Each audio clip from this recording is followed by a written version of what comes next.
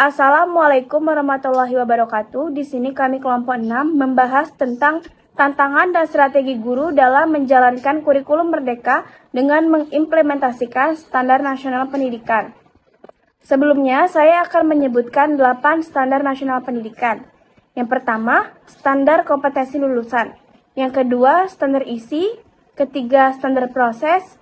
Keempat, standar penilaian pendidikan. Kelima, standar tenaga kependidikan. Keenam, standar sarana dan prasarana. Ketujuh, standar pengelolaan. Dan yang terakhir, standar pembiayaan. Di sini kami memfokuskan kepada standar ketenaga pendidikan, yaitu kompetensi guru. Dalam peraturan nomor 16 tahun 2007, ada 4 kompetensi.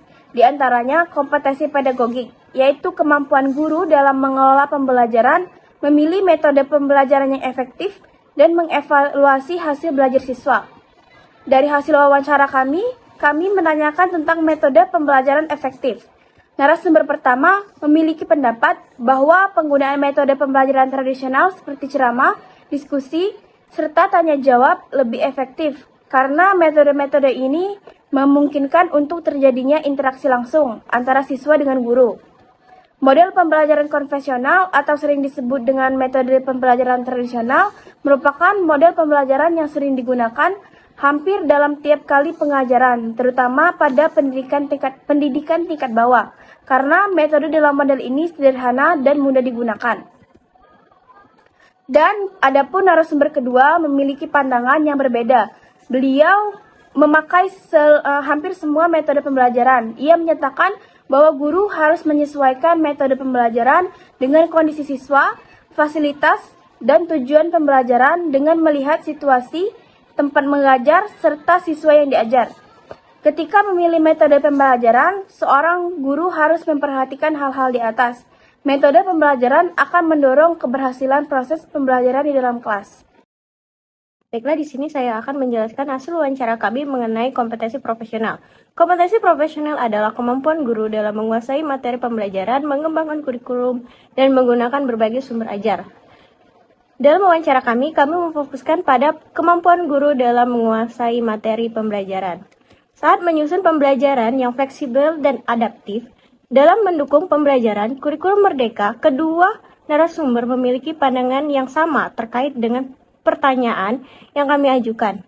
Narasumber kedua menjelaskan bahwa perencanaan pembelajaran harus dilakukan dengan menentukan tujuan pembelajaran yang jelas. Tujuan pembelajaran yang jelas akan menjadi pedoman dalam memilih dan menggunakan sumber belajar. Dengan demikian, sumber belajar dapat digunakan secara optimal untuk mencapai hasil belajar yang diharapkan. Ananda 2019. Selanjutnya, narasumber kedua memberikan contoh terkait dengan perencanaan pembelajaran.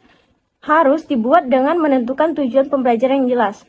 Misalnya mengenai materi, hak, dan kewajiban. Sebagai warga sekolah atau masyarakat, di sini narasumber kedua memberikan contoh, yaitu dengan peserta didik harus mempraktekkan hak dan kewajiban tersebut secara langsung.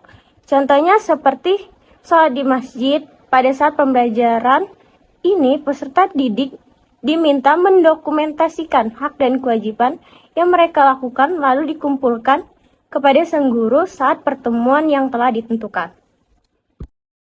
Baiklah, selanjutnya saya akan menjelaskan kompetensi sosial. Kompetensi sosial adalah kemampuan guru dalam berinteraksi dengan siswa, sesama guru, orang tua, dan masyarakat. Dalam wawancara kali ini kami fokuskan pada kemampuan guru dalam berinteraksi dengan sesama guru. Pada topik kali ini, kedua narasumber lagi-lagi sepakat mengenai bahasan mereka. Keduanya sepakat jika kolaborasi antar guru sangat penting dalam mengembangkan bahan ajar dan meningkatkan kualitas pembelajaran. Selama masa mengajarnya, narasumber pertama mengatakan bahwa ia pernah melakukan kolaborasi, yaitu kolaborasi bersama dengan guru mata pelajaran IPS dan agama.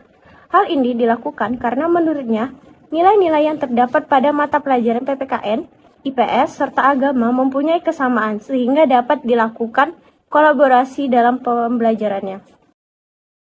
Selanjutnya, saya akan menjelaskan mengenai kompetensi kepribadian atau kemampuan bagi guru dalam menunjukkan perilaku yang profesional, menjadi teladan bagi siswa, dan memiliki integritas yang tinggi.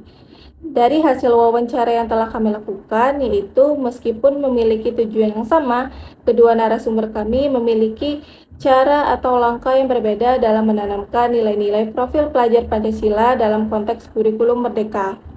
Berdasarkan pengalamannya, narasumber pertama menjelaskan bahwa cara mengajarkan nilai-nilai Pancasila ini melalui materi pelajaran PPKN yang selalu sama dari awal beliau berpengalaman mengajar. Beliau berkata bahwa apapun kurikulum yang dipakai, ataupun ketika kurikulum selalu berubah-ubah, beliau selalu menekankan pentingnya menanamkan nilai-nilai tersebut sedari dini. Hal ini bertujuan untuk mencerdaskan anak bangsa. Ketika peserta didik mencintai bangsa dan pahlawannya, maka otomatis moral mereka akan membaik. Sedangkan cara yang dilakukan oleh narasumber kedua sedikit berbeda, yaitu menekankan betapa pentingnya guru menjadi suri tauladan bagi siswanya. Contohnya dengan memberikan hukuman yang berdampak positif serta dapat dijadikan pembelajaran bagi siswa. Selanjutnya, saya akan menjelaskan mengenai tantangan dan solusi implementasi kurikulum Merdeka. Dari hasil wawancara yang telah kami lakukan, yaitu narasumber pertama lebih condong terhadap permasalahan degradasi moral serta penurunan minat belajar dan membaca siswa. Beliau kesulitan dalam memotivasi siswa untuk berpartisipasi aktif dalam pembelajaran. Salah satu penyebabnya adalah akibat perkembangan teknologi yang amat pesat. Hal ini sejalan dengan Zuhriya 2022 dalam penelitiannya yang menyatakan bahwa akses informasi atau hiburan dan game di internet yang tidak terbatas merupakan dampak negatif yang menyebabkan minat baca remaja menjadi menurun. Sedangkan menurut narasumber kedua, memiliki permasalahan yang sama, yaitu terkait penurunan nilai-nilai moral pada sebagian siswa. Selain itu juga, beliau mempermasalahkan mengenai kurangnya sarana dan prasarana sebagai kendala dalam melaksanakan proses pembelajaran berdasarkan kurikulum Merdeka. Berbeda dengan sekolah yang sebelumnya yang memiliki sejumlah fasilitas yang lengkap dan bisa selalu digunakan. Baiklah, begitulah penjelasan mengenai tantangan dan strategi guru dalam menjalankan kurikulum Merdeka dengan mengimplementasikan standar nasional pendidikan. Semoga dengan penjelasan tadi bisa bermanfaat bagi kalian semua. Saya perwakilan dari kelompok 2, saya akhiri. Wassalamualaikum warahmatullahi wabarakatuh.